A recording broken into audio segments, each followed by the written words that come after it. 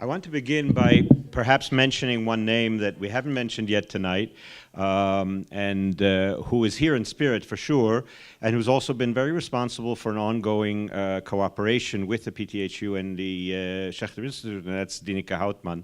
And we all thank her for being involved in the many cooperations that led up to the things that Albert and Lifa have coalesced into our signing tonight. I'll start with a story. The story is that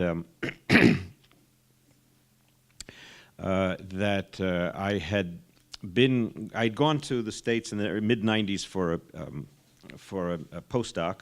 Actually, it was a pre-postdoc because I hadn't even finished my doctorate yet, but I did it there.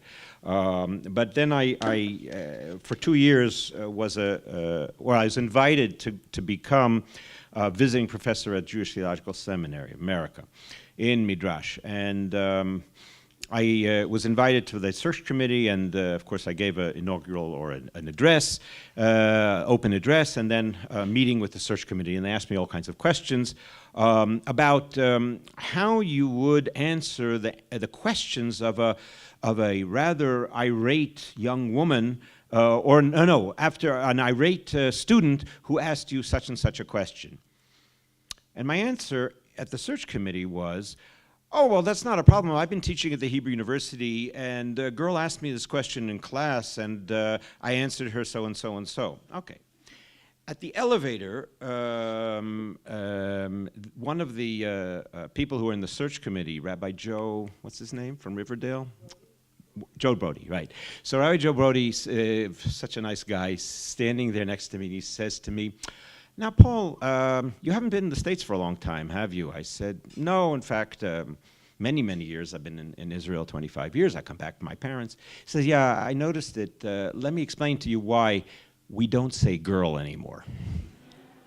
Oops, sorry. No, it's okay. We understood that, we don't say that. It's a student. So that shows where I was coming from and where I was. I want to go back one step. And then I'll go back many steps. The one step I want to go back was, what was this one girl who said to me?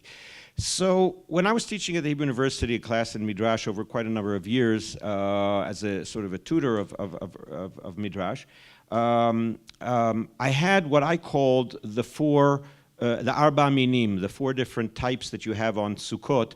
You have the long lulav, and then you have the myrtle, and you have the willow, and then you have that beautiful etrog fruit. And the Midrash talks about them having different characteristics, sort of a 4x4. There's one with beautiful form but no smell. There's one with smell but no form, neither smell nor form. That's the willow, and both form and smell. That's the etrog. And I said I had 4 minim in my classes, because I had those who knew Hebrew but didn't know Tanakh, and those were the Israelis.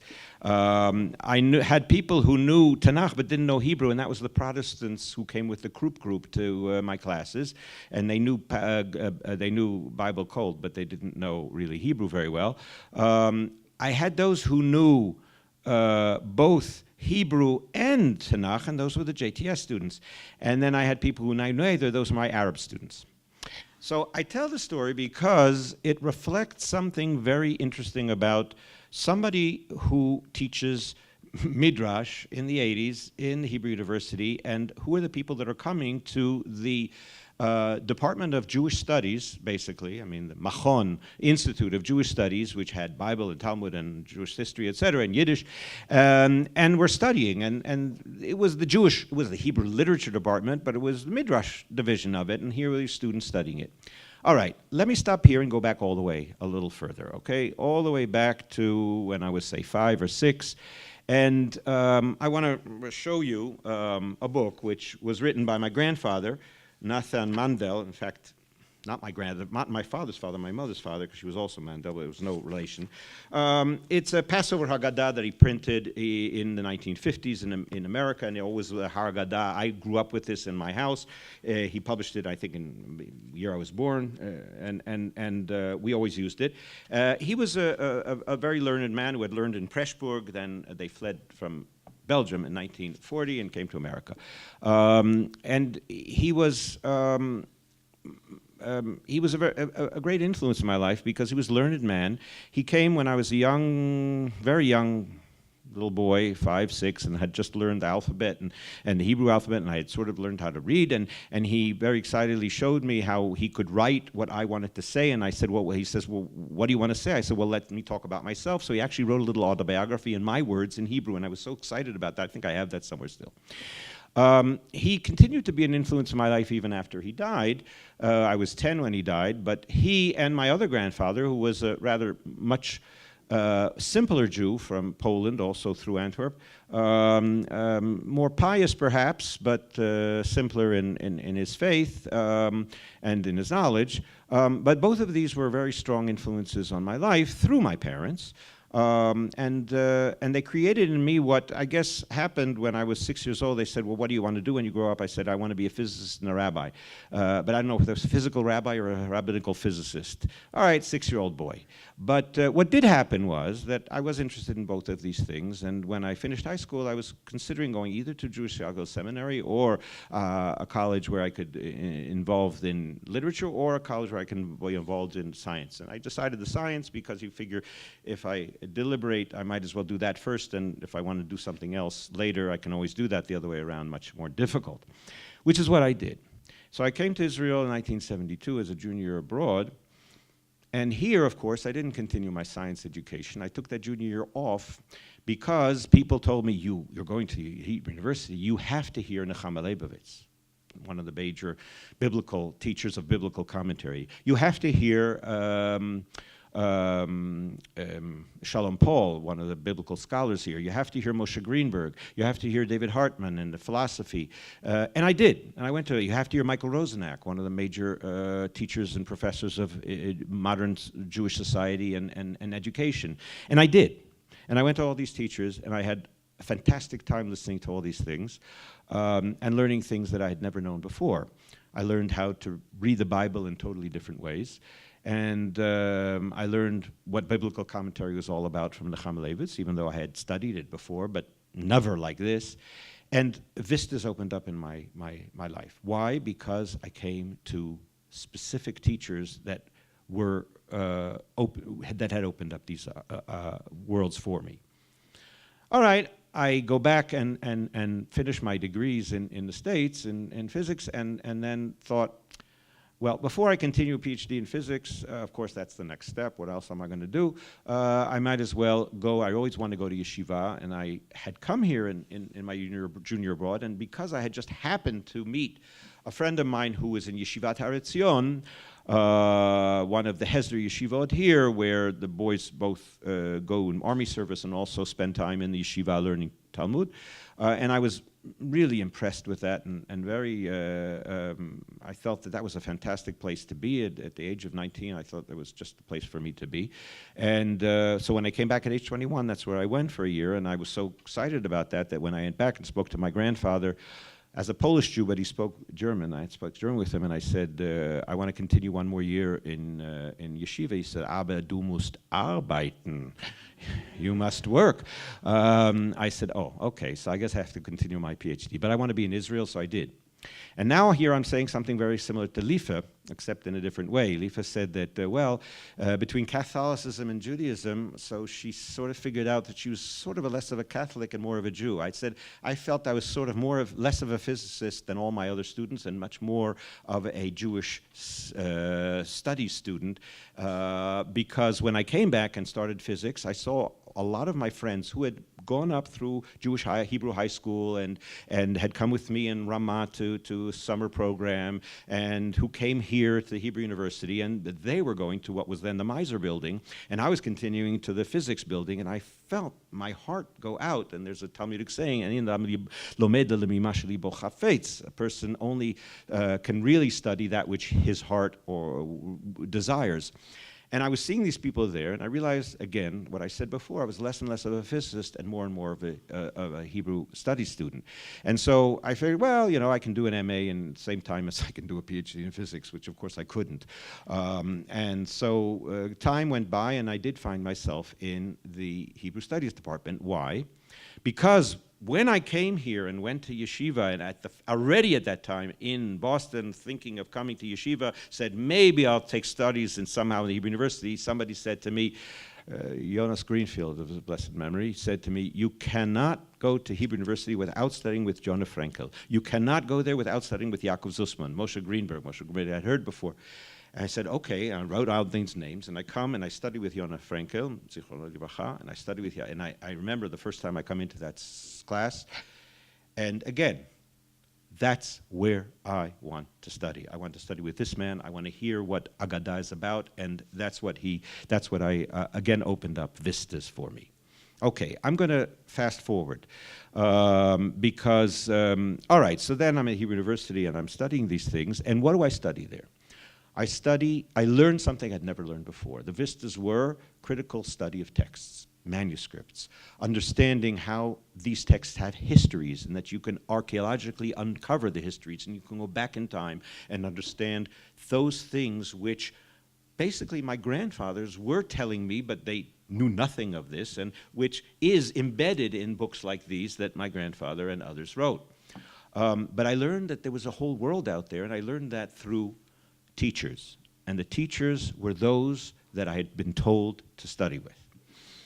Okay, I want to fast forward. Time is short, and I'm just going to mention very briefly other elements in the future. So after, as I said, I was at JTS and I taught there.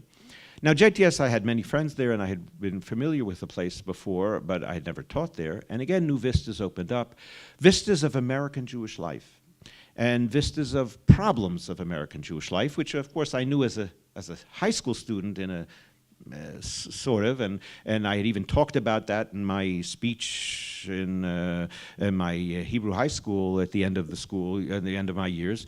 But the problems of Hebrew studies for our generation. It was 1970, and here's the 1990s, and still it was going on. And I was learning new vistas of problematics of Jewish studies in America. America, New York, a place where you could be Jewish more than you could even in Jerusalem. All right, I had a family, and finally we did come back here, and I went to teach at University of Haifa in the Department of Hebrew and Comparative Literature. Again, new vistas. New vistas because there were teachers there, there were researchers there. There were researchers that invited me to teach and study things that had connections between major Hebrew, major literature and the world literature, and show how Midrash or Agadah does have, and Talmud has something to do with that. And then finally I come to the Schachter Institute, which I but finally accepted here as a teacher. And again, I find a home which opens new vistas, because so many of the different departments here are areas which I know nothing about, and which I are when I'm sitting in my office, which up to a week ago was with somebody like Batsheva Margalit Stern, I hear about things that I had never heard about modern Jewish society and gender in modern Jewish society. I'd thought about it, but I hear people talk about it. What's my point? I'm trying to think about the whole overarching, and I was thinking about what I was going to say about this, and I say, okay, well, what are you going to tell them? Your whole life story? You have to put it in a certain context. And I said, and today, when we had a working meeting with Albert and Doron and Tamar, and I asked Albert, so we have to tell our students and our faculty who are interested what this is all about. And he mentioned one word, which I said, wow, that is it. He said, what we do when we write our reports at the end to Erasmus is we have to show them what impact this has on the world. Not on the world, but on the academic institution. What impact will it have that we send faculty members there? What impact will it have that we send students there, and vice versa? That is the word that I think reflects all the aspects and stations in the life that I very, very briefly mentioned to you. The impact that my grandfather had, the impact that my teachers had, the impact that you listen to Nechama Leibovitz, you go to her classes, you go to David Hartman, you go to Shalom Paul, you go to Moshe Greenberg, you go to Jonah Frankel, you go to Yaakov Zussman, you go to Rav Aaron Lichtenstein in Yeshivat Har Etzion, you go to these people and they will tell you they will open up the vistas. That's what our mobility is about. It's about students, our own students going to the PTHU to hear teachers there open up their new vistas for them in many areas, in theology, in chaplaincy, in in ecumenicism, in relationship between the religions, in the common Judeo-Christian background, and vice versa, and, of course, faculty mobility. That's what it's all about. It's having the impact that we have on the world through our teaching. And I thank especially Albert, who I think is the initiator of this, along with others at the PTHU, initiator of this proposal, which was accepted, thankfully, by the Erasmus group, to allow us to have that impact. And I will sum the impact up with something that you can't go especially Thursday night, without a Dvar Torah on the parasha, right? You have to have something that's connected to the Torah reading that we will read in 2 more days. And in this coming week's Torah reading, it's the story of Isaac. It says, this is Eile Toldot Yaakov, this is the story of Isaac. Well, the story of Isaac is very, very small because Isaac has a very small role. Abraham and Jacob have larger roles. But what's important, and I'll sum it up in a verse in our parasha, when God tells Isaac that he will renew or continue his covenant, or as it were, contract with Isaac, he says, he basically reminds him of Abraham. And he says, 26, right? Why do I not find it here?